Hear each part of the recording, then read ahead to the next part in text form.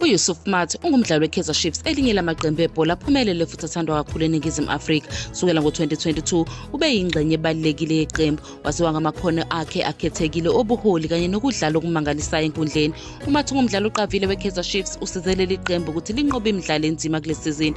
Lo kapteni weKaizer Chiefs uYusuf Maart uzophuthelwa umdlalo we-Last 16 ye-Nedbank Cup neChippa United ngomgqibelo ngenxa yokumiswa. uMaart uthola ikhadi lakhe eliphuzi lesine ngesikhathi leli qembu lihlula iStellenbosch FC ngo-1-0 ngesonto eledlule.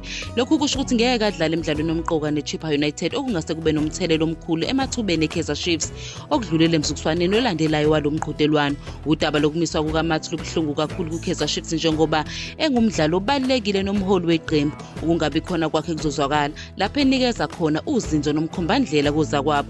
Umqeqeshi uNasruddin Nabi kuzomela athole ozovala isikhala sikaMaart, okungase kube inselelo ikakhulukazi uma kubhekwa ukubaluleka komdlalo neChippa United.